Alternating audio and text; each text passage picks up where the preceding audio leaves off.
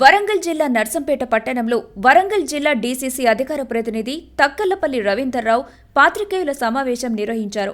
ఈ సందర్భంగా ఆయన మాట్లాడుతూ, దేశంలో, రాష్ట్రంలో కాంగ్రెస్ పార్టీ ఓటర్ శాతం పెరుగుతుందని, ప్రజలు కాంగ్రెస్ వైపు నిలబడుతున్నారని అన్నారు.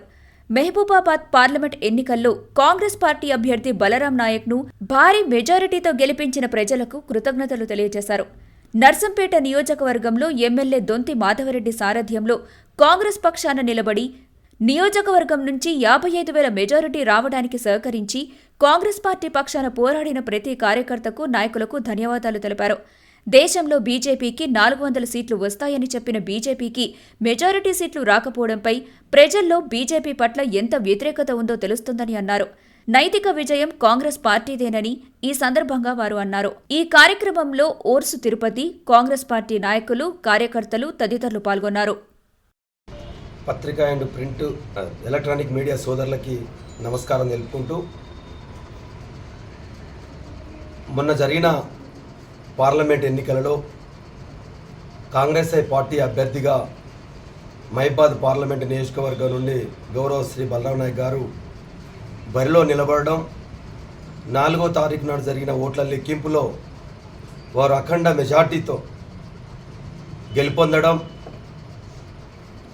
మహబూబాబాద్ పార్లమెంటు నియోజకవర్గంలో 3,49,000 పైచీలకు మెజార్టీతో మహబూబాబాద్ పార్లమెంటు నుండి ఎంపీగా గెలుపొందడం జరిగింది. తొలుత ఈ గెలుపుకు సహకరించిన మహబూబాబాద్ పార్లమెంటు నియోజకవర్గంలోని 7 అసెంబ్లీ నియోజకవర్గాల పార్టీ నాయకులకి, కార్యకర్తలకి, ఓటర్ మహాశయులకి కృతజ్ఞతలు తెలుపుకుంటూ, మహబూబాబాద్ పార్లమెంటు నియోజకవర్గ పరిధిలో ఉన్న నర్సంపేట అసెంబ్లీ నియోజకవర్గంలో గౌరవశ్రీ శాసనసభ్యులు, సీనియర్ కాంగ్రెస్ పార్టీ నాయకులు గౌరవశ్రీ శ్రీ దొంతి మాధవరెడ్డి గారి నేతృత్వంలో నర్సంపేట నియోజకవర్గంలోని 283 పోలింగ్ బూతులలో 6 మండలాలు, నర్సంపేట పట్టణంతో కూడుకున్న ఈ అసెంబ్లీ నియోజకవర్గంలో పోలింగ్ అయిన పర్సంటేజీలో అత్యధిక ఓటింగ్ షేర్ను బలరాం నాయక్ గారు పొంది ఈరోజు భారీ మెజార్టీ రావడంలో నర్సంపేట నియోజకవర్గం పాత్ర కూడా ఉందన్న విషయం మీ అందరికీ కూడా తెలుసు. ఈరోజు 55,111 ఓట్లు ఎరగని రీతిలో నర్సంపేట నియోజకవర్గ చరిత్రలో ఏ ఎన్నికల్లో అసెంబ్లీ కానీ, పార్లమెంటు కానీ గత ఎన్నికలను పరిశీలిస్తే ఏ రోజు కూడా సాధ్యం కాని మెజార్టీని ఈరోజు నర్సంపేట నియోజకవర్గ ఓటరు మహాశయులు కాంగ్రెస్ పార్టీకి, మాధవరెడ్డి గారికి, బలరాం నాయక్ గారికి అండగా నిలిచే రీతిలో వన్ సైడ్ ఓటింగు ఈరోజు వేసి వారి యొక్క ప్రగాఢ విశ్వాసాన్ని కాంగ్రెస్ పార్టీకి తెలియపరిచినందుకు కాంగ్రెస్ పార్టీ నర్సంపేట నియోజకవర్గ తరపున వారికి కృతజ్ఞతలు తెలుపుతా ఉన్నాం. ఈరోజు పోలైన ఓట్లలో ఏదైతే 1,03,339 ఓట్లను నర్సంపేట నియోజకవర్గం నుండి కాంగ్రెస్ పార్టీ అభ్యర్థికి ఓట్లు పడడం జరిగింది. సమీప ప్రత్యర్థి గతంలో ఎన్నో మాటలు చెప్పి, ఎన్నో రకాలుగా ప్రజలు నా వెంటున్నారు అని చెప్పుకుంటూ పలు రకాలుగా ప్రలోభాలు పెట్టిన బీఆర్ఎస్ క్యాండిడేట్లు గత శాసనసభ ఎన్నికల్లో బొక్కాబోర్లా పడడమే కాకుండా ఈ పార్లమెంట్ ఎన్నికల్లో కూడా నర్సంపేట నియోజకవర్గంలో వారికి పడ్డ ఓట్లు 45,228 ఓట్లు మాత్రమే వారి పార్టీ నుండి బరిలో నిలిచిన మాలోతు కవిత గారికి రావడం జరిగింది.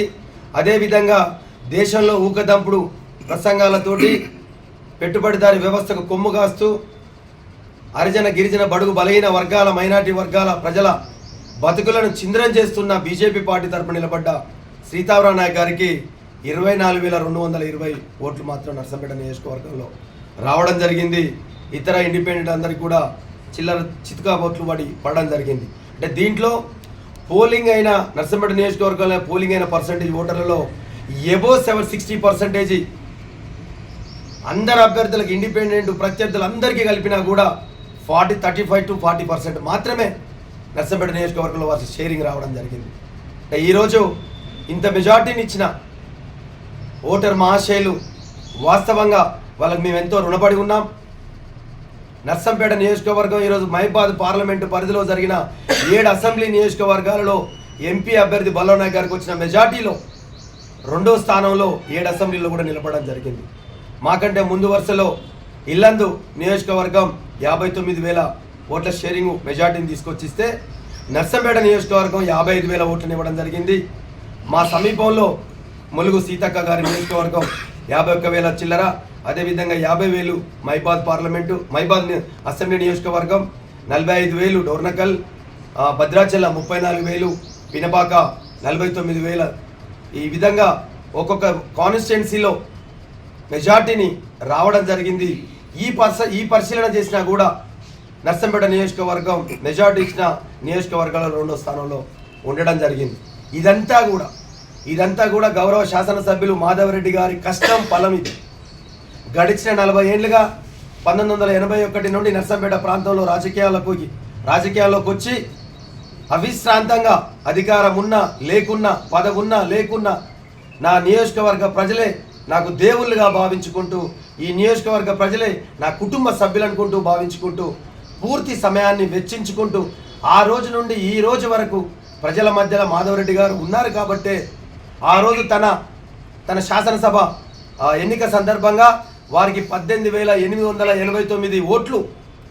ఎన్నో రకాలుగా టీఆర్ఎస్ పార్టీ అధికారంలో ఉండి ప్రలోభాలు పెట్టినా, డబ్బు సంచులు వెదజల్లినా, మద్యాన్ని ఏరులై పారించినా, ఎన్ని రకాలుగా ఆశలు పెట్టినా, ఖాళీ పేపర్లతోటి జీవోలు తీసుకొచ్చి షో చేసినా, కానీ ప్రజలు 18,889 ఓట్లను మాధవరెడ్డి గారికి మెజార్టీ ఇచ్చి ఆ రోజు గెలిపించడం జరిగింది.